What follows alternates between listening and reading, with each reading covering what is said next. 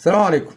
الزمالك يحجز مقعدا في النهائي للسوبر المصري في الامارات لينتظر المقعد الثاني، يا اما سيراميكا يا اما الاهلي، وان شاء الله المباراه الساعه 8 وهيتحدد مين المقعد الثاني.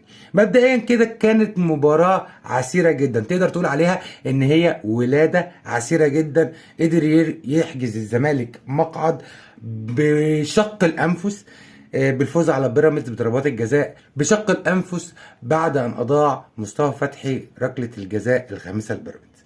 خلينا بس نقف كده عند كام نقطه حصلت. اولا، رمضان صبحي كان في الشوط الاول وتقريبا لحد الدقيقه 60 هو الدينامو لفريق بيراميدز. رمضان صبحي كان فارق جدا، وده بان كويس جدا في الرؤيه اللي عملها رمضان صبحي في الهدف الاول لبيراميدز لابراهيم عادل. ثرو باص عالمي، سيبك من الثرو باص، انسى وارجع كده. الكي باص اصلا رمضان، الهجمه اصلا بتاعت رمضان. يعني رمضان هو اللي عافر وخلى فيه شكل للهجمه، وهو اللي قدر يبص بدل ما يلعب لميلي هوب لابراهيم عادل عشان ابراهيم عادل يحطها العواد في الضيقه ولا اروع. 1-0. في كام كرة بعد كده حصلت، يعني مثلا في الدقيقه 22 شلبي عمل اوفر تقريبا حطه في الستة ياردة، مفيش تمركز للعيبه النادي الزمالك في الستة ياردة بتاع بيراميدز، ودي كانت حاجه غريبه جدا. في الدقيقه 24 يعني بعدها بدقيقتين زيزو عمل ارضيه عشان ينقذها مرعي قبل ما توصل للجزيري، وده كان بيأكد ان الزمالك هجوميا ضعيف جدا، هجوميا قليل جدا، بيهاجم بتقريبا 3 وعمال يدافع، وفي وسط الملعب تحس ان في مشكله في وسط الملعب. في الدقيقه 38 زيزو اتاخر جدا جدا في الباص وكان عمل مشكله كبيره وكان ممكن تخلي بيراميدز تحط الجون الثاني، الى ان الدفاع وخصوصا المسلوسي قدر ان هو يحافظ على دفاع الزمالك. في الدقيقة 40 ناصر ماهر بمهارة فردية هوب قام مكلفة محمد حمدي وقام مكلفة ابراهيم عادل هوب عشان يلعبها ثرو باص عالمي لسيف الدين الجزيري العالمي. قدر يكلفت احمد سامي ويهرب منه، سرقه بمعنى الكلمة، وقدر ان هو يقف لوحده عشان يحط جون التعادل. الشوط الاول تقريبا كان فيه كلام كتير قوي. الشوط الاول كان فيه جونين، كان فيه الحاجات اللي كانت ممكن تحصل. يعني مثلا عندك في الدقيقه 44 ابراهيم عادل عمل اسيست بوش رجله عالمي لصديق اجولا اللي ما كانش في حالته النهارده. صديق اجولا مش اللي هو بتاع سيراميكا، صديق اجولا لسه مع بيراميدز بيلمس، لسه مش عارف الدنيا فيها ايه. في الدقيقه 48 كانت اول رجوع للفار. بالمناسبه القرارات التحكيمية اللي انا شفتها النهاردة بنسبة 90% انا راضي عنها، لكن انا مش هتكلم على اي اخطاء تحكيمية او قرارات تحكيمية حصلت غلط او صح، لكن انا شايف ان الموضوع كان ماشي سجال.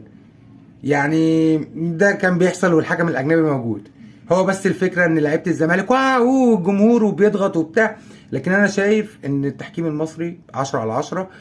قدر يوصل للمباراة ببر الامان تمام، الا مثلا في حلقه او اتنين كان فيهم مشاكل. لكن في الدقيقه مثلا 4 في الدقيقه 48 رجعنا للفار بعد ما ركله جزاء عشان في الدقيقه 51، يعني في الدقيقه 6+45 يضيع رمضان صبحي ركله جزاء غريبه جدا. الكرة فعلا غريبه، يعني انت لو بصيت على الكرة غريبه. رمضان صبحي هوب شاطها في العارضه داخله الجون، قامت خابطه في رجل عواد اللي اصلا كان متثبت في نص المرمى تطلع بره. ضربه جزاء غريبه. انا اول مره في حياتي مثلا اشوف ضربه جزاء زي كده. انا ما تخيلتهاش، يعني ما تخيلتش ان ضربه الجزاء تضيع بالطريقه دي عشان يخلص الشوط الاول وخلاص كده صباح الفل مفيش اي مشاكل.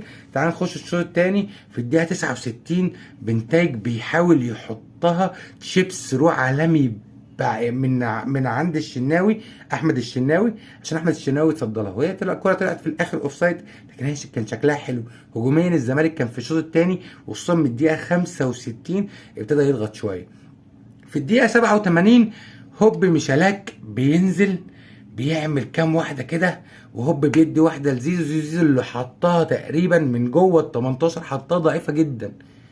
انا قلت زيزو هيفرتك الشبكه، يعني انا توقعت ان خلاص هوب 2-1 للزمالك، ده ما حصلش. في الدقيقه 98 يعني 8 بلس 90. قدر اوباما ان هو يحط جون واتلغى بداعي التسلل. اوباما الكرة كانت من ركلة حرة، طلع اوباما عليها حط الكورة، ناصر منسي كمل عليها دخلها الجون. الكرة دي مش قادر عليها اقول عليها اوف سايد ولا مش اوف سايد، بس هي في الاول وفي الاخر الفار رجع لها وقال ان هي اوف سايد. الكرة دي كانت قتلت الماتش. الزمالك شكرا كده مش في النهائي، وبيراميدز هو اللي في النهائي عشان الحكم يصفر ونخش ضربات الجزاء. من هنا بيسجل ومن هنا بيسجل لحد لما يجي مصطفى فتحي يضيع ركلة الجزاء الخمسة لبيراميدز، وزيزو يسجل. ومبروك للزمالك، مبروك للزمالك وجمهوره، هارد لك لبيراميدز. قضيته ماتش عالمي. انا كنت مستمتع جدا بالماتش مع اني اهلاوي، بس كنت مستمتع جدا جدا بالماتش. مستوى الماتش كان عالي جدا. اتمنى ان سيراميكا والاهلي يبقى مستوى الماتش عالي كده ويبقى فيه كميه كوره كبيره كده. انا شايف ان الزمالك لعب ماتش حلو، بيراميدز لعب ماتش حلو. بيراميدز كان اقرب في بعض الاوقات، الزمالك كان اقرب في بعض الاوقات، وهو توفيق ربنا في الاول وفي الاخر. الزمالك يحجز مقعدا في النهائي بانتظار المقعد الثاني من سيراميكا والاهلي، الماتش اللي مش هيكون سهل بالمره. ان شاء الله نتقابل بعد الماتش. سلام.